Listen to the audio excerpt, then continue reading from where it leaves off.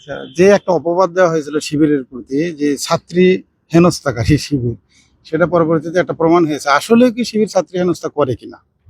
না, কখনোই না। কারণ হচ্ছে আহ শিবির ছাত্রী হেনস্থা কখনোই করে না, বরং তারা হচ্ছে আমাদেরকে আরো বোনের মতো দেখে। আমি একটা এক্সাম্পল যদি বলি, গতকালকে রাতে হচ্ছে আমাদের যখন ভোট হচ্ছিল, আমি কালকে সারা রাত বাহিরে ছিলাম, ক্যাম্পাসে ছিলাম। তো আমি আর আমার আরেকটা ফ্রেন্ড হচ্ছে মহসিন হলের সামনে দিয়ে যাচ্ছিলাম অনেক রাত, তখন প্রায় 3টা 3:30 এরকম, মানে গভীর রাত আর কি। তো আমরা হচ্ছে একটু বের হয়েছিলাম পানি আনার জন্য। সেই মুহূর্তে সাদিক ভাইয়া আর হচ্ছে সাথে 3 থেকে 4 জন মানুষ ছিল। তো ওনারা পাস করে চলে যাচ্ছে আমাদের এদিক থেকে, হুট করে সাদিক ভাইয়ের আমাদের দিকে চোখ পড়েছে। উনি আমাদেরকে বলছে, আপনারা 2জন মেয়ে মানুষ, মানে এত রিস্ক, রাত্রেবেলা একা আমরা ঘুরছি। উনি আমাদের সেফটি নিয়ে হচ্ছে কথা বললেন। তো এই জিনিসটা খুবই ভালো লেগেছে আসলে। পরে উনি বললেন যে ওখানে আপুরা আছে, ওনাদের সাথে গিয়ে বসতে, বা যেখানে মানুষজন আছে ওখানে গিয়ে বসতে, কারণ এই জায়গাটা সেফ না, বা এখন কখন কি হয় বলা যায় না। তো সেক্ষেত্রে আসলে বোঝাই যাচ্ছে যে নারীরা তাদের কাছে কত বেশি নিরাপদ।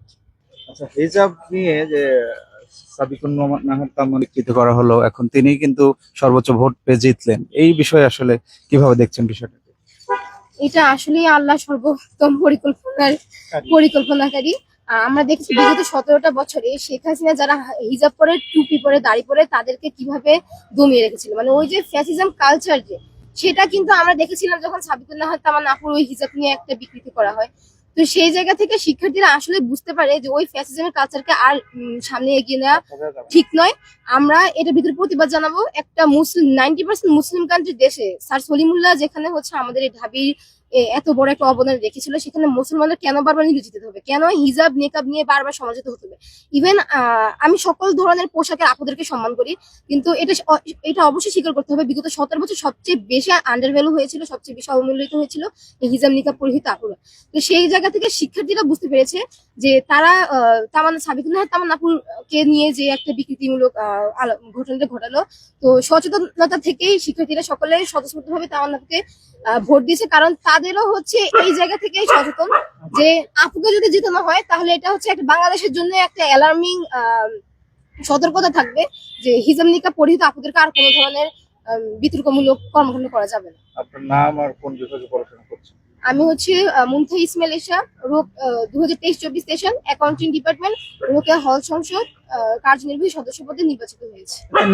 হয়েছেন, কত ভোট পেয়েছেন? 1138। কত ভোটের ভিতরে? আমাদের হচ্ছে সম্পূর্ণ 3000 সামথিং কাস্ট হয়েছিল, খেয়ালে এর মধ্যে 1138 ভোট পেয়েছে। আপনার যে প্রতিদ্বন্দ্বী সে কত পেয়েছে? আমার প্রতিদ্বন্দ্বী হচ্ছে একজন, 4 জনের মধ্যে হচ্ছে 3 জন 1300 সামথিং, 1400 সামথিং, আর আরেকজন হচ্ছে 1100 এমন কিছু, মানে ওই এটা মনে নেই। যে আমরা দেখতে পেয়েছি যে সাবিকুন নাহার তামান্না নামে একজন সদস্য প্রার্থী ছিলেন কেন্দ্রীয় ডাকসুতে। তার হিজাব নিয়ে, নেকাব নিয়ে দেখলাম যে বিকৃত করা হয়েছে আগে, এবং অনলাইনেও তার প্রতি অনেক জুলুম করা হয়েছে। আর নির্বাচনে দেখা গেল তিনি সর্বোচ্চ ভোট পেয়ে কিন্তু তিনি জিতে গেলেন। এই বিষয়টা কিভাবে দেখছেন? অবশ্যই অনেক ভালোভাবে দেখছি, কারণ এই জিনিসটা যখন ঘটে, ফেসবুকে যখন এটা নিয়ে লেখালেখি হচ্ছিল, অ্যাক্টিভিজম হচ্ছিল, তখন আমার মাথায় শুধুমাত্র একটা সিনারিও আসছিল, সেটা হচ্ছে রাসূলকে যখন খারাপরা কুরাইশরা হচ্ছে বারবার অন্যদেরকে বলছিল যে উনি পাগল হয়ে গেছে, উনি কবি, উনি মিথ্যা কথা বলছে। তখন কিন্তু যারা বাইরে থেকে আসছিল সবাই আরো ওনাকে দেখার জন্য আগ্রহ ফিল করতেছিল যে আসলে উনি মানুষটা কেমন, উনি কি আসলেই পাগল, উনি আসলেই জাদুকর। তো ওই নেগেটিভ জিনিসটাকে আল্লাহ হচ্ছে কিভাবে পজিটিভ দিকে টার্ন করে, সেটা আমরা হচ্ছে আগে শুনেছি, আর এখন বাস্তবে দেখলাম। এই জিনিসটা আসলে অনেক পজিটিভলি দেখছি আমি। আচ্ছা, যে একটা অপবাদ দেওয়া হয়েছিল শিবিরের প্রতি যে ছাত্রী হেনস্থাকারী শিবির, সেটা পরবর্তীতে একটা প্রমাণ হয়েছে। আসলে কি শিবির ছাত্রী হেনস্থা করে কিনা? না, কখনোই না। কারণ হচ্ছে শিবির ছাত্রী হেনস্থা কখনোই করে না, বরং তারা হচ্ছে আমাদেরকে আরো বোনের মতো দেখে। আমি একটা এক্সাম্পল যদি বলি, গতকালকে রাতে হচ্ছে আমাদের যখন ভোট হচ্ছিল, আমি কালকে সারা রাত বাহিরে ছিলাম, ক্যাম্পাসে ছিলাম। তো আমি আর আমার আরেকটা ফ্রেন্ড হচ্ছে মহসিন হলের সামনে দিয়ে যাচ্ছিলাম অনেক রাত, তখন প্রায় 3টা 3:30 এরকম, মানে গভীর রাত আর কি। তো আমরা হচ্ছে একটু বের হয়েছিলাম পানি আনার জন্য। সেই মুহূর্তে সাদিক ভাইয়া আর হচ্ছে সাথে 3 থেকে 4 জন মানুষ ছিল। তো ওনারা পাস করে চলে যাচ্ছে আমাদের এদিক থেকে, হুট করে সাদিক ভাইয়ের আমাদের দিকে চোখ পড়েছে। উনি আমাদেরকে বলছে আপনারা দুইজন মেয়ে মানুষ, মানে এত রিস্ক, রাত্রেবেলা একা আমরা ঘুরছি। উনি আমাদের সেফটি নিয়ে হচ্ছে কথা বললেন। তো এই জিনিসটা খুবই ভালো লেগেছে আসলে। পরে উনি বললেন যে ওখানে আপুরা আছে, ওনাদের সাথে গিয়ে বসতে, বা যেখানে মানুষজন আছে ওখানে গিয়ে বসতে, কারণ এই জায়গাটা সেফ না, বা এখন কখন কি হয় বলা যায় না। তো সেক্ষেত্রে আসলে বোঝাই যাচ্ছে যে নারীরা তাদের কাছে কত বেশি নিরাপদ। আচ্ছা, আপনি সাধারণ শিক্ষার্থী হিসেবে কেমন ধরনের ক্যাম্পাস প্রত্যাশা করেন?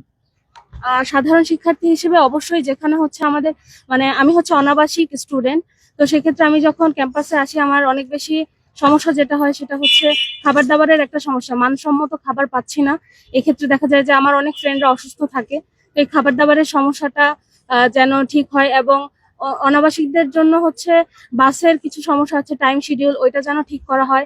এরপরে হচ্ছে হলে সিট প্রদান করা, এই সমস্ত মানে জিনিসপত্রগুলো যেন কমফোর্টেবল, শিক্ষার্থীদের জন্য যেন হচ্ছে সহজ করা যায়, এই ধরনের জিনিসপত্রগুলো চাচ্ছি।